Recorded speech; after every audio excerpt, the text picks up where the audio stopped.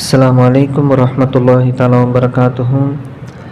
أعوذ بالله من الشيطان الرجيم. بسم الله الرحمن الرحيم.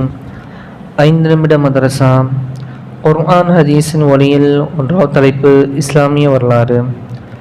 யாஜூஜ் மாஜூஜ் கூட்டத்தார்களை பற்றி புனித குர்ஆனில் கஹஃப் என்னும் அத்தியாயத்தில் யாஜூஜ் மாஜூஜ் பற்றி கூறப்பட்டுள்ளது. இவர்கள் சாதாரண மனிதர்களைப் போன்றே நூஹ் அலைஹிஸ்ஸலாத்து வஸ்ஸலாம் அவர்களின் சந்ததியை சேர்ந்தவர்கள் ஆவார்கள். போர்க்குணம் கொண்ட இவர்கள் பிற சமூகத்தாரை தாக்குதல், அவர்களின் வீடுகளை கொளுத்துதல், கொள்ளை, கொலை என அட்டகாசம் செய்தனர். இவர்களை ஒடுக்குவதற்காக துல்கர்னைன் என்ற அரசர் வலுவான ஒரு சுவரை எழுப்பினார். ஒரு ஹதீஸின் கருத்தாவது, இறுதி நாளுக்கு அண்மையில் ஈசா அலைஹிஸ்ஸலாத்து வஸ்ஸலாம் அவர்கள் முஸ்லிம்களை அழைத்து கொண்டு தூர் மலைக்கு போகும்போது அல்லாஹ் யாஜூஜ் மாஜூஜை திறந்து விடுவான். அவர்கள் எங்கோ உயரத்திலிருந்து நழுவி விழுவது போன்று வேகமாக வருவார்கள். அவர்களின் முன்னோடிகள் தபரியா என்னும் கடலின் தண்ணீரை எல்லாம் குடித்து கடலை வற்ற வைப்பார்கள். பிறகு ஈசா அலைஹிஸ்ஸலாத்து வஸ்ஸலாம் அவர்களும் முஸ்லிம்களும் தங்களின் சிரமத்தை நீக்கிட அல்லாஹ்விடம் துஆ செய்வார்கள். துஆவை ஏற்று அல்லாஹ் யாஜூஜ் மாஜூஜின் மீது தொற்று நோயை பரவவிட்டு சிறிது நேரத்தில் எல்லோரையும் அழித்து விடுவான். இரண்டாவது தலைப்பு அல்லாஹ்வின் ஆற்றல். உதடு. அல்லாஹ் நமக்கு மென்மையான 2 உதடுகளை வழங்கியுள்ளான். அதன் அசைவும் நாம் பேசுவதற்கு உதவியாக இருக்கிறது. ஸ்ப்ரிங் ஏதுமின்றி அசைகிறது. இதன் மூலம் சூட்டையும் குளிர்ச்சியையும் உணர முடிகிறது. இது மூடியிருக்கும் போது வாய் பாதுகாப்பாக பெறுகிறது. இந்த உதடுகள் இல்லாதிருந்தால் வாய்க்குள் தூசி, கொசு, ஈ முதலியன புகுந்து விதவிதமான நோய்கள் உருவாகிவிடும். மேலும் மனிதனின் தோற்றமே அகோரமாக இருக்கும். அல்லாஹ் தஆலா கூறும்போது, நாம் மனிதனுக்கு ஒரு நாவையும் 2 உதடுகளையும் படைத்துள்ளோம் என குறிப்பிடுகின்றான். மூன்றாவது தலைப்பு ஒரு ஃபர்லை பற்றி. வாரிசுகளுக்கு பாகம் பிரிவினை.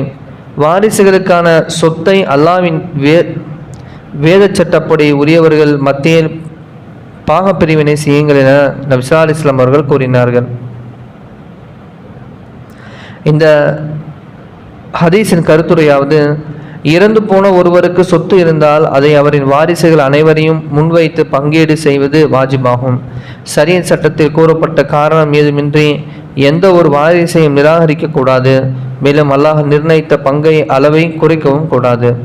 நான்காவது தலைப்பு ஒரு சுன்னத்தை பற்றி. அன்பளிப்பை ஏற்றல். நபி ஸல்லல்லாஹு அலைஹி வஸல்லம் அவர்கள் அன்பளிப்பை ஏற்றுக் கொள்வார்கள். மேலும் அதற்கு பகரமாக தாமும் அன்பளிப்பை தருவார்கள் என ஆயிஷா ரலியல்லாஹு அன்ஹா அவர்கள் தெரிவித்துள்ளார்கள். ஐந்தாவது தலைப்பு ஒரு முக்கிய அமலின் சிறப்பு. துன்பத்தில் பொறுமை. முஸ்லிம்களுக்கு ஏற்படுகின்ற களைப்பு, வியாதி, துன்பம், துயரம், துக்கம், மேலும் காலில் ஒரு முள் தைத்தால் கூட அதற்கு பகரமாக அல்லாஹ் தஆலா அவர்களின் பாவத்தை மன்னிக்கின்றான். ஆறாவது தலைப்பு ஒரு பாவத்தை பற்றி.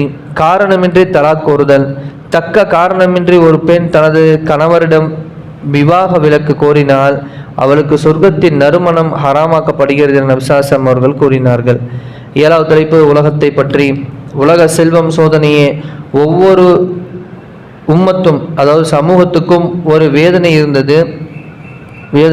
சோதனை இருந்தது. எனது உம்மத்திற்கான சோதனை செல்வமாகும் என நபி ஸல்லல்லாஹு அலைஹி வஸல்லம் அவர்கள் கூறினார்கள். எட்டாவது தலைப்பு மறுமை பற்றி. மறுமையின் பயங்கரம்.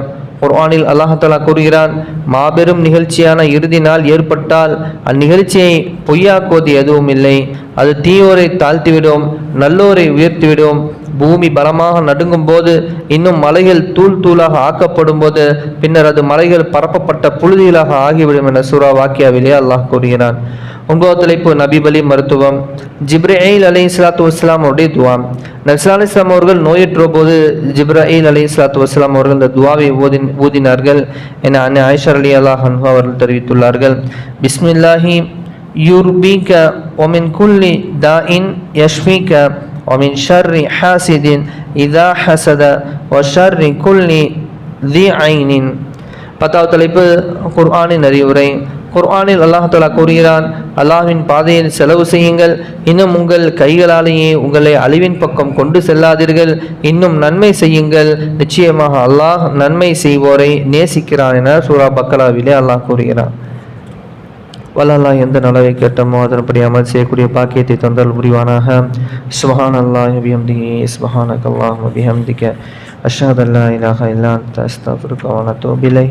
آمين. خير سبحان ربك رب العزة عما يصفون والسلام على المرسلين والحمد لله رب العالمين.